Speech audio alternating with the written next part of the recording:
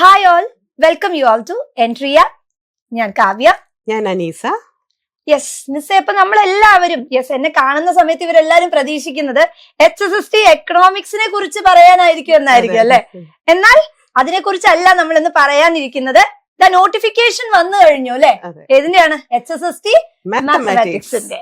So മിസ്സേ, എന്താണ് ഈ HSST മാത്തമാറ്റിക്സിനെ പറ്റി? അതായത് മിസ് ഒന്ന് ഔട്ട്ലുക്ക് ചെയ്യുമ്പോ അതിന്റെ സിലബസില് എന്തെല്ലാമാണ് അഡീഷൻ, അതുപോലെ പണ്ടത്തുമായി കമ്പയർ ചെയ്യുമ്പോൾ എന്തെങ്കിലും ചേഞ്ചസ് വന്നിട്ടുണ്ടോ?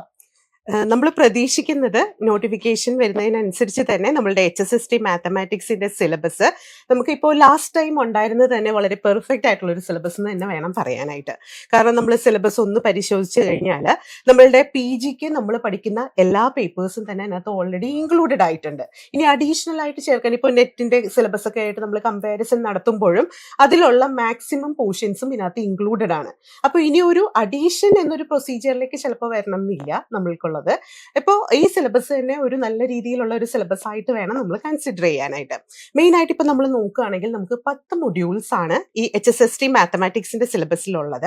ഈ മൊഡ്യൂൾസിൽ ഇപ്പോൾ ഓരോ മൊഡ്യൂളിൽ നിന്നും നമ്മളോട് പറഞ്ഞിരിക്കുന്നത് 7 മാർക്കിന്റെ ക്വസ്റ്റ്യൻസ് വീതമാണ്. അപ്പോൾ ഈക്വൽ ആയിട്ടുള്ള ഒരു മാർക്കിന്റെ ഒരു ഡിവിഷൻ അവിടെ നടന്നിട്ടുണ്ട്. അപ്പോൾ അതുകൊണ്ട് തന്നെ നമ്മൾക്ക് വിട്ട് പഠിക്കാൻ എന്ന് പറഞ്ഞ ഒരു മൊഡ്യൂൾ ഇല്ല. കാരണം കുറഞ്ഞ മാർക്കുള്ള മൊഡ്യൂൾസ് സാധാരണ എല്ലാവരും ഒമിറ്റ് ചെയ്യുകയാണ് ചെയ്യാറ്. പക്ഷെ അങ്ങനെ ഒരു നമുക്കിവിടെ പ്രൊസീജിയർ അത് പറ്റില്ല എന്നാണ് തോന്നുന്നത്.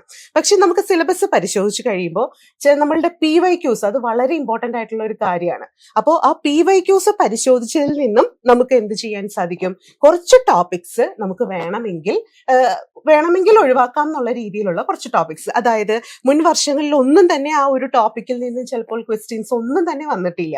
അപ്പോൾ അങ്ങനെയുള്ള ക്വസ്റ്റ്യൻസ് നമുക്ക് വേണമെങ്കിൽ ഒഴിവാക്കാം എന്നുള്ളതേ ഉള്ളൂ.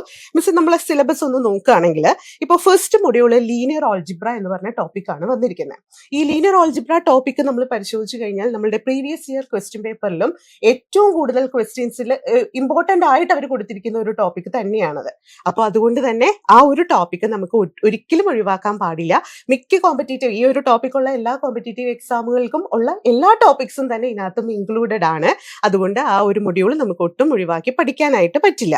ഇനി രണ്ടാമത് വന്നിരിക്കുന്ന മൊഡ്യൂള് റിയൽ അനാലിസിസ് എന്നൊരു മൊഡ്യൂളാണ്. ഇവിടെ നമ്മൾ സിലബസ് പരിശോധിച്ച് കഴിഞ്ഞാൽ നമുക്കറിയാം സെക്കൻഡ് മൊഡ്യൂളും തേർഡ് മൊഡ്യൂളും റിയൽ അനാലിസിസ് എന്നൊരു ടോപ്പിക്ക് തന്നെയാണ്. അപ്പോൾ ഈ റിയൽ അനാലിസിസ് ടോപ്പിക്ക് 2 പ്രാവശ്യം 2 മൊഡ്യൂളായിട്ട് തന്നെ വന്നിരിക്കുന്നതാണ്. പക്ഷെ അതിനകത്ത് നമ്മളുടെ ഈ തേർഡ് മൊഡ്യൂളിൽ വന്നിരിക്കുന്ന ടോപ്പിക്സിൽ ചില പോർഷൻസ്, അതായത് ഇപ്പോൾ ലെബേക്ക് മെഷർ എന്ന് പറഞ്ഞ ടോപ്പിക്ക്, അങ്ങനെയുള്ള ടോപ്പിക്കിൽ നിന്നും അത്ര റെഗുലർ ആയിട്ടുള്ള ക്വസ്റ്റ്യൻസ് നമ്മൾ കാണാറില്ല മിക്ക കോമ്പറ്റേറ്റീവ് എക്സാമുകൾക്കും. പക്ഷെ വളരെ വിരളമായിട്ട് നമ്മളോട് ചോദിക്കുന്ന ഒരു ക്വസ്റ്റ്യൻസ് ഒക്കെ ഉണ്ടാവാറുള്ളൂ. അപ്പോൾ അത് കുറച്ച് ടഫ് ഉള്ള ഒരു പോർഷനും കൂടിയാണ്. മിക്കവർക്കും അത് ക്രാക്ക് ചെയ്യാനായിട്ട് കുറച്ച് ബുദ്ധിമുട്ടുള്ള ഒരു ടോപ്പിക്കും കൂടിയാണ്. അപ്പോൾ വേണമെങ്കിൽ ഈ കുറഞ്ഞ സമയത്ത് നമുക്ക് പഠിക്കാനുള്ള ഒരു സമയമുള്ള ചിലവരുണ്ടാവുമല്ലോ. അപ്പോൾ അവർക്ക് വേണമെങ്കിൽ ആ ഒരു ടോപ്പിക്ക് വേണമെങ്കിൽ ഒഴിവാക്കാം. കാരണം അതിൽ നിന്നും അത്ര ഫ്രീക്വന്റ് ആയിട്ടുള്ള ക്വസ്റ്റ്യൻസ് നമുക്ക് എക്സ്പെക്ട് ചെയ്യുന്നില്ല എന്നുള്ളത് കൊണ്ട് തന്നെയാണ്. അതായത് മിസ്സേ നമ്മളുടെ തേർഡ് മൊഡ്യൂളിൽ വരുന്ന റിയൽ അനാലിസിസ് ടോപ്പിക് തന്നെയാണ്. അതിന്റെ അണ്ടറിൽ വരുന്ന ഒരു ടോപ്പിക് ആയിട്ടാണ് ലെബേക്ക് മെഷർ കൊടുത്തിരിക്കുന്നത്. അതേപോലെ തന്നെ അതിനകത്ത് ലെബേക്കിന്റെ ഇന്റഗ്രൽസ് കൊടുത്തിട്ടുണ്ട്. ഇതൊക്കെ കുറച്ചും കൂടി ഒരു ടഫ് ഉള്ള പോർഷൻസ് ആയതുകൊണ്ട്, പക്ഷെ ഫ്രീക്വന്റ് ക്വസ്റ്റ്യൻസും വരാത്തത് കൊണ്ട് നമുക്ക് വേണമെങ്കിൽ ആ ഒരു ടോപ്പിക് ഒഴിവാക്കാം എന്നുള്ളതേ ഉള്ളൂ. പക്ഷേ സെക്കൻഡ് മൊഡ്യൂൾ റിയൽ അനാലിസിസ് വളരെ ഇമ്പോർട്ടന്റ് ആണ്. നമ്മളുടെ ഡിഗ്രി ലെവലുള്ള ടോപ്പിക്കിലുള്ള ക്വസ്റ്റ്യൻസും അതിനകത്ത് ഇൻക്ലൂഡഡ് ആണ്. അപ്പൊ അതുകൊണ്ട് തന്നെ അത് നമ്മൾ ഒഴിവാക്കരുത്. പക്ഷെ അതിന്റെ കണ്ടിന്യൂവേഷൻ വരുന്ന തേർഡ് മൊഡ്യൂൾ നമുക്ക് ഒഴിവാക്കാം എന്നുള്ളതേ ഉള്ളൂ. ഇനി നമ്മളുടെ 4th 5th മൊഡ്യൂളായിട്ട് നമുക്ക് തന്നിരിക്കുന്നത് അബ്സ്ട്രാക്ട് ഓൾജിബ്രയാണ്. അത് 2 മൊഡ്യൂൾസും വളരെയധികം ഇമ്പോർട്ടന്റ് ആയിട്ടുള്ള മൊഡ്യൂൾസ് തന്നെയാണ്. നമ്മളുടെ കുറച്ചും കൂടി ഒഴിവാക്കാം എന്നുള്ള ഒരു ടോപ്പിക് എന്ന് പറയുന്നത് വേണമെങ്കിൽ ഈ 5th മൊഡ്യൂളിൽ നമുക്ക് വന്നിരിക്കുന്ന ഗാലോയ്സ് തിയറി എന്ന് പറഞ്ഞ ഒരു പോർഷൻ ഉണ്ട്. ആ പോർഷനിൽ നിന്നുള്ള ക്വസ്റ്റ്യൻസും ഇതേപോലെ തന്നെ ഫ്രീക്വന്റ് ആയിട്ട് ചോദിക്കാത്ത ടൈപ്പ് ഒരു തിയറി മാത്രം ഇൻക്ലൂഡഡ് ആയിട്ടുള്ള രീതിയിലുള്ള ഒരു ക്വസ്റ്റ്യൻ ഒരു പോർഷൻ എന്നാണ് നമുക്ക് പറയാൻ പറ്റത്തുള്ളൂ. അപ്പൊ ആ ഒരു ടോപ്പിക്കും വേണമെങ്കിൽ നമുക്കൊന്ന് ഒഴിവാക്കാം എന്നുള്ളതേ ഉള്ളൂ. പിന്നെ ടോപ്പോളജിയാണ് 6th മൊഡ്യൂൾ വന്നിരിക്കുന്നത്. അതിലെ എല്ലാ ടോപ്പിക്സും തന്നെ നമുക്ക് ഇമ്പോർട്ടന്റ് ആയിട്ടുള്ള ടോപ്പിക്കുകളാണ്. പിന്നെ കോംപ്ലക്സ് അനാലിസിസ് ആണ് 7th മൊഡ്യൂള്. അതേപോലെ തന്നെ functional analysis, ordinary and partial differential equations, theory of numbers, ഇതൊക്കെയാണ് ബാക്കി മൊഡ്യൂൾസ് വരിക. ഇതിനകത്ത് തിയറി ഓഫ് നമ്പേഴ്സ് എന്നൊക്കെ പറയുന്നത് വളരെയധികം സിമ്പിൾ ആയിട്ട് തന്നെ നമുക്ക് പഠിച്ചെടുക്കാൻ പറ്റുന്ന, അത് ഏതൊരാൾക്കും പെട്ടെന്ന് തന്നെ മനസ്സിലാക്കി പഠിക്കാൻ പറ്റുന്ന ടൈപ്പ് ടോപ്പിക്സ് ഇൻക്ലൂഡഡ് ആണ്. അതേപോലെ തന്നെ ordinary and partial differential equation, അതിന്റെയൊക്കെ ഒരു പ്രത്യേകത എന്ന് പറഞ്ഞു കഴിഞ്ഞാൽ അത് ഡിഗ്രി ലെവലുള്ള ടോപ്പിക്കുകൾ തന്നെ അതിനകത്ത് ഒരുപാട് ഇൻക്ലൂഡഡ് ആണ്. അപ്പൊ ആ ഒരു ടോപ്പിക്ക് നമുക്ക് പെട്ടെന്ന് തന്നെ പഠിക്കാവുന്നതേ ഉള്ളൂ എല്ലാവർക്കും. PG ലെവൽ വരുമ്പോഴാണല്ലോ കുറച്ചും കൂടി ഹയർ ലെവലിലേക്ക് വരിക. അപ്പോൾ ആ ഒരു മൊഡ്യൂളിൽ നിന്നുള്ള ക്വസ്റ്റ്യൻസ് ഒക്കെ നമുക്ക് പെട്ടെന്ന് തന്നെ ആൻസർ ചെയ്യാൻ പറ്റും. പിന്നെ ഫങ്ഷണൽ അനാലിസിസ് ആണ് കമ്പാരിറ്റീവ്ലി നമ്മളുടെ PG ലെവലിലേക്ക് വരുന്നത്. നമ്മളുടെ ഡിഗ്രി ലെവലിലല്ല നമ്മൾ ഫങ്ഷണൽ അനാലിസിസ് പഠിക്കുക, അത് PG ലെവലിൽ വരുന്ന ഒരു ടോപ്പിക്കാണ്. അപ്പൊ അതാണ് കുറച്ചും കൂടി ഒരു ഇതായിട്ട് വരിക. അപ്പോൾ ഏതൊരു പരീക്ഷയ്ക്ക് നമ്മൾ തയ്യാറെടുക്കുമ്പോഴും ഏറ്റവും ആദ്യം അറിയേണ്ട കാര്യം അതിന്റെ സിലബസ് തന്നെയാണ്. അപ്പോൾ ഏറ്റവും ആദ്യം നിങ്ങൾ ചെയ്യേണ്ട പ്രൊസീജിയർ എന്ന് പറഞ്ഞു കഴിഞ്ഞാൽ അത് സിലബസ് നന്നായി മനസ്സിലാക്കുക എന്നുള്ളതാണ്. സിലബസ് ബേസ് ചെയ്ത് തന്നെ നമ്മൾ പഠനം മുന്നോട്ട് കൊണ്ടുപോകണം. കാരണം ഓരോ ടോപ്പിക്സും നമ്മൾ പഠിച്ചു കഴിഞ്ഞു കഴിയുമ്പോൾ ജസ്റ്റ് ഈ ഒരു സിലബസ് ഒന്ന് പ്രിന്റ് എടുത്ത് വെക്കുക. അതിനുശേഷം നമ്മൾ പഠിച്ചു കഴിഞ്ഞ ടോപ്പിക്സ് ജസ്റ്റ് ഒന്ന് അതിനകത്ത് ടിക്ക് ചെയ്യുക. അപ്പൊ നമുക്ക് കിട്ടുന്ന ഒരു കോൺഫിഡൻസ് ഉണ്ട്. കാരണം നമ്മൾ ഇത്രയും പോർഷൻസ് കവർ ചെയ്തു എന്ന് അറിയുമ്പോൾ നമുക്ക് തന്നെ ഒരു കോൺഫിഡന്റ് ആയിരിക്കും. നമ്മൾ എങ്ങനെയാണ് ഇത് ഇത്രയും കവർ ചെയ്ത് കഴിഞ്ഞല്ലോ, അപ്പൊ ഇനിയും നമുക്ക് ക്രാക്ക് ചെയ്യാനുള്ള ദൂരം കുറവാണെന്നൊരു തോന്നൽ വരും. അപ്പോൾ അതാണ് മെയിൻ ആയിട്ട് നമ്മൾ സിലബസ് അറിയുക എന്നുള്ളതേ ഉള്ളൂ. ഇപ്പൊ നമ്മൾ മാത്തമാറ്റിക്സിന്റെ പോർഷൻസ് മാത്രമാണ് പറഞ്ഞത്. മെയിൻ ആയിട്ട് 4 പോർഷൻസ് ആണ്, 4 പാർട്ടായിട്ടാണ് നമ്മളുടെ സിലബസ് ഉള്ളത്. ഇതിൽ മാത്സിന്റെ പോർഷൻസ് ആണ് ഈ 70 മാർക്സ് നമ്മൾ പറഞ്ഞത്. പിന്നെ നെക്സ്റ്റ് പാർട്ട് 2 ആയിട്ട് വരുന്നത് റിസർച്ച് മെത്തഡോളജി ആണ്. അതെ, ജനറൽ ടോപ്പിക്സ് തന്നെയാണ്. പിന്നെ പാർട്ട് 3 വരുന്നതും salient features of Indian constitution, നമ്മൾ ഏതൊരു PSC എക്സാമിനും പ്രിപ്പയർ ചെയ്യുന്ന എല്ലാവരും തയ്യാറെടുക്കുന്ന ടോപ്പിക്സുകളെല്ലാം ഇൻക്ലൂഡഡ് ആയിട്ടുള്ളതാണ് പാർട്ട് 3 വരിക. പാർട്ട് 4 നമുക്ക് വരുന്നതാണ് general knowledge and current affairs, അതും ജനറൽ പേപ്പർ തന്നെയാണ്. അപ്പം പാർട്ട് 1 നമുക്ക് കൂടുതൽ മാർക്സ്, ആ 70 മാർക്സിലാണ് നമ്മളുടെ മാക്സിമം മാർക്ക് സ്കോർ ചെയ്യാൻ നമ്മൾ നോക്കണം. എന്ന് വെച്ച് പാർട്ട് 2ഉം 3ഉം 4ഉം ഒഴിവാക്കണം എന്നല്ല, അത് നമ്മൾ അറിയേണ്ട കാര്യങ്ങൾ. അത് നമ്മൾ കോമൺ ആയിട്ട് എല്ലാ എക്സാമുകൾക്കും പ്രിപ്പയർ ചെയ്യുന്നവരായതുകൊണ്ട് തന്നെ ആ ഒരു ടോപ്പിക്കിൽ അത്ര ബുദ്ധിമുട്ട് വരാൻ ചാൻസ് ഇല്ല എന്നാണ് വിചാരിക്കുന്നത്. അപ്പം കേട്ടുകൊണ്ടിരിക്കുന്ന ഇവര് ഒരുപക്ഷെ ചിന്തിക്കുന്ന ഇത്രയും വലിയൊരു സിലബസ് ഒരു ടൈം ഗ്യാപ്പിന്റെ ഉള്ളിൽ, അല്ലെങ്കിൽ ഇത്രയും ഒരു ടൈം ഫ്രെയിം വർക്കിന്റെ ഉള്ളിൽ ഞങ്ങളെ കൊണ്ട് പറ്റുമോ എന്നുള്ളതായിരിക്കും അല്ലെ.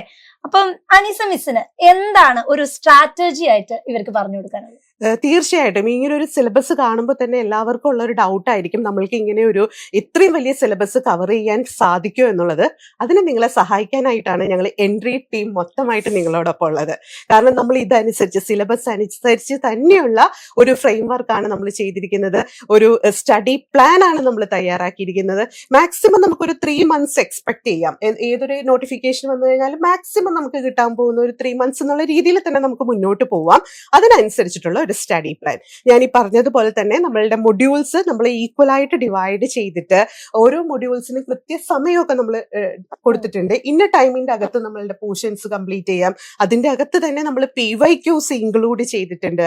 അതേപോലെ തന്നെ ഇപ്പോ എക്സാംസ് നമ്മൾ വെറുതെ കുറെ പോർഷൻസ് പഠിച്ചു എന്നുള്ളതിലല്ല, കൃത്യമായിട്ട് അത് കൃത്യമായ ടൈം പീരീഡിന്റെ അകത്ത് നമുക്ക് എക്സാം ആൻസർ ചെയ്യാൻ പറ്റുക എന്നുള്ളതാണ് നമ്മുടെ മെയിൻ കാര്യം. ഇവർ ഈ ആൻസർ ചെയ്യുന്നതിനനുസരിച്ച് ഇവരുടെ മാർക്കിൽ ഇംപ്രൂവ്മെന്റ് ഒത്തിരി ഇംപ്രൂവ്മെന്റ് ഉണ്ടാവും. അത് പ്രാക്ടീസ് എന്നൊരു കാര്യം അതിനകത്ത് വളരെ ഇമ്പോർട്ടന്റ് ആണ്. നമുക്ക് ഒരു ക്വസ്റ്റ്യൻ ചിലപ്പോൾ ഒരു 5 മിനിറ്റ് കൊണ്ട് നമുക്ക് സോൾവ് ചെയ്യാൻ പറ്റും. ആ സെയിം ക്വസ്റ്റ്യൻ തന്നെ 1 മിനിറ്റ് കൊണ്ട് സോൾവ് ചെയ്യാൻ പറ്റും. അപ്പോൾ നമ്മൾക്ക് ക്വസ്റ്റ്യൻ പേപ്പറിലുള്ള മാക്സിമം ക്വസ്റ്റ്യൻസ് ഏറ്റവും കുറഞ്ഞ ടൈമിൽ നമുക്ക് അറ്റൻഡ് ചെയ്യുമ്പോഴാണ് നമ്മളുടെ റാങ്ക് ഏറ്റവും മുന്നിലേക്ക് വരിക.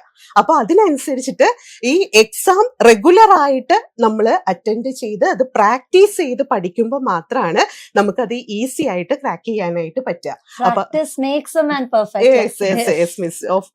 അപ്പൊ അത് എല്ലാവരും മനസ്സിലാക്കുക. അതിനനുസരിച്ച് നമുക്ക് റെഗുലർ ആയിട്ടുള്ള മോക്ക് എക്സാംസ് ഉണ്ട്, റിവിഷൻസ് ഉണ്ട്, റിവിഷൻ ടോപ്പിക്സുകൾ തന്നെ നമുക്ക് കൊടുക്കുന്നുണ്ട്. അതേപോലെ തന്നെ റിവിഷൻ എക്സാമുകൾ കണ്ടക്ട് ചെയ്യുന്നുണ്ട്. അപ്പോൾ ഇതെല്ലാം തന്നെ ഒരു എങ്ങനെയാണ് കൃത്യമായിട്ട് കൊണ്ടുപോകേണ്ടത്, ഒരു വ്യക്തി എങ്ങനെ പഠിക്കുന്ന രീതിയിലാണ് അത് കൃത്യമായിട്ട് പഠിക്കേണ്ടത് എന്നുള്ളത് അറിയാനായിട്ടുള്ള സ്റ്റഡി പ്ലാനോട് കൂടി തന്നെയാണ് നമ്മൾ എൻട്രി ടീം ഇവിടെ കോഴ്സ് നിങ്ങൾക്കായിട്ട് ഒരുക്കിയിരിക്കുന്നത്. അപ്പം എല്ലാവരും ഇപ്പം വേറൊരു ചിന്തയിലായിരിക്കും. എന്നാ പിന്നെ അനീസ മിസ്സേ ഞാൻ കുറച്ച് ഇമ്പോർട്ടന്റ് ടോപ്പിക്സ് പറഞ്ഞു തരുമെന്ന്. അപ്പൊ അങ്ങനെ എന്തെങ്കിലും മിസ്സിന് ഇവർക്ക് പറഞ്ഞു കൊടുക്കുക. അതെ, ഞാൻ നേരത്തെ പറഞ്ഞതുപോലെ തന്നെ നമ്മുടെ ഓരോ മൊഡ്യൂളിൽ ഇപ്പൊ ലീനിയർ ഓൾജിബ്ര മൊഡ്യൂൾസിൽ നിന്നൊക്കെ തന്നെ വളരെ ഇമ്പോർട്ടന്റ് ആയിട്ട് നമുക്ക് ചോദിക്കുന്ന ഏറ്റവും ബേസിക്സ് ആയിട്ടുള്ള മെട്രിക്സുമായിട്ട് റിലേറ്റ് ചെയ്ത ടോപ്പിക്സുകളൊക്കെ ഉണ്ട്. അതൊക്കെ ബേസിക്സ് ആണ്, നമ്മുടെ ഡിഗ്രി ലെവലുള്ള ടോപ്പിക്കുകൾ തന്നെയാണ്. പക്ഷേ ഏതൊരാൾക്കും നമുക്ക് ആൻസർ ചെയ്യാൻ പറ്റുന്ന ടൈപ്പിലുള്ളതാണ്. പ്രോപ്പർട്ടീസ് ഓഫ് മെട്രിക്സുമായിട്ട് റിലേറ്റ് ചെയ്ത ക്വസ്റ്റ്യൻസുകൾ, പിന്നെ അതേപോലെ തന്നെ നമ്മളുടെ റിയൽ അനാലിസിസിലെ ബൗണ്ടഡ്നെസ്സും ഒക്കെ ആയിട്ട് റിലേറ്റ് ചെയ്തിട്ടുള്ള ക്വസ്റ്റ്യൻസുകൾ, തിയറി ഓഫ് നമ്പേഴ്സ് എന്നുള്ള ആ ഒരു മൊഡ്യൂള് അത് വളരെ ഇമ്പോർട്ടന്റ് ആയിട്ട് തന്നെ നമുക്ക് ഈസി ആയിട്ട് ക്രാക്ക് ചെയ്യാൻ പറ്റുന്ന, അതേപോലെ തന്നെ ഡിഫറൻഷ്യൽ ഇക്വേഷൻസുമായിട്ട് റിലേറ്റ് ചെയ്ത് വരുമ്പോൾ ഉള്ള ടോപ്പിക്. അപ്പൊ ഇതെല്ലാം തന്നെ വളരെ ഈസി ആയിട്ട് നമുക്ക് പഠിക്കാൻ പറ്റുന്നതാണ്. നമ്മൾ മിക്ക കോമ്പറ്റേറ്റീവ് എക്സാമുകളും ഈ ഒരു സിലബസ് ഇൻക്ലൂഡ് ചെയ്തിട്ടുള്ള മിക്ക കോമ്പറ്റേറ്റീവ് എക്സാമുകളും നോക്കിക്കഴിഞ്ഞു കഴിഞ്ഞാലും അതിൽ നിന്നുള്ള ഒരു ക്വസ്റ്റ്യൻസ് അതിനകത്ത് എന്തായാലും എക്സ്പെക്ട് ചെയ്യാൻ പറ്റും. ഇപ്പോൾ കോംപ്ലക്സ് അനാലിസിസ് ആയിക്കോട്ടെ, ആ ഒരു ടോപ്പിക്കിൽ നിന്നുള്ളതാണെങ്കിലും വളരെ വ്യക്തമായിട്ട് തന്നെ അതിനകത്തു നിന്നുള്ള ക്വസ്റ്റ്യൻസുകൾ ഇന്ന ഏരിയാസ്, ആ ഏരിയാസ് നമ്മൾ ഇമ്പോർട്ടന്റ് ആയിട്ട് തന്നെ പഠിക്കേണ്ടതായിട്ടുണ്ട്. ഓക്കെ. അപ്പൊ ആ ഒരു ഇതെല്ലാം നോക്കിയിട്ട് നമ്മൾ കൃത്യമായിട്ട് അതിനനുസരിച്ചിട്ട് ആ ടോപ്പിക് പഠിക്കുക. അപ്പൊ നേരത്തെ ഞാൻ എക്സ്ക്ലൂഡ് ചെയ്യാവുന്ന ചില ടോപ്പിക്സുകൾ പറഞ്ഞു. അത് എല്ലാവരും ചെയ്യണം എന്നല്ല, തീരെ ടൈം ഇല്ലാത്ത, അത്ര ബുദ്ധിമുട്ട് ആണ് അത് പഠിക്കാൻ എന്നുള്ളവർക്ക് മാത്രം എക്സ്ക്ലൂഡ് ചെയ്യാൻ പറ്റുന്ന ടോപ്പിക് ആയിട്ടാണ് ഞാൻ പറഞ്ഞത്. ഓക്കെ, അപ്പൊ വളരെ വ്യക്തമായി തന്നെ മിസ് നമുക്ക് പറഞ്ഞു തന്നു എങ്ങനെയാണ് നിങ്ങളുടെ പഠനം മുന്നോട്ട് കൊണ്ടുപോകേണ്ടതെന്ന്. ഡോക്ടർ APJ അബ്ദുൽ കലാം പറഞ്ഞു അല്ലെ, അതായത് സ്വപ്നം എന്ന് പറയുന്നത് ഉറക്കത്തിൽ കാണുന്ന ഒന്നല്ല, മറിച്ച് ഉറങ്ങാൻ അനുവദിക്കാത്തത് എന്താണോ അതാണ് സ്വപ്നം. ആ സ്വപ്നാണ് അല്ലെ മിസ് HSST? അതെ, ഏതൊരു വ്യക്തിയുടെയും കുറെ നാളുകളായിട്ട് അവർ ആഗ്രഹിച്ചിരുന്ന ഒരു പോസ്റ്റ് ആയിരിക്കും ഈ HSST മാത്തമാറ്റിക്സ് എന്നുള്ളത്. അത് ടീച്ചർ ആകാൻ ആഗ്രഹിക്കുന്ന ഏതൊരു വ്യക്തിയുടെയും ഏറ്റവും വലിയൊരു സ്വപ്നം തന്നെയാണത്. അപ്പൊ ആ ഒരു സ്വപ്നത്തിലേക്ക് നിങ്ങളെ കൈപിടിച്ച് ഉയർത്താനായിട്ടാണ് നമ്മൾ എൻട്രി ടീം നിങ്ങളോടൊപ്പം വന്നിരിക്കുന്നത്. നമ്മൾ മാത്സിൽ ഞാൻ മാത്രം അല്ലാട്ടോ മിസ്സേ, നമ്മളൊരു ടീമായിട്ടാണ് വർക്ക് ചെയ്യുന്നത്. മിസ്സും സാറും വേറെയൊക്കെ ഉണ്ട്. എല്ലാവരും ഒരു ടീമായിട്ട് ഇരുന്നിട്ടാണ് നമ്മൾ ഈ ഒരു കോഴ്സ് മുന്നോട്ട് കൊണ്ടുപോകുന്നത്. അപ്പം ഏറ്റവും വലിയൊരു ന്യൂസ് എന്ന് പറയുന്നത് എൻട്രിയിൽ HSSTയുടെ വലിയൊരു പ്രൈസ് ഡ്രോപ്പ് തന്നെ വന്നിരിക്കുകയാണ്. അപ്പം ഒട്ടും താമസിക്കേണ്ട, നിങ്ങളുടെ സ്വപ്നങ്ങൾക്ക് ചിറക് വെച്ച് പറന്നുയരാം. So all the best.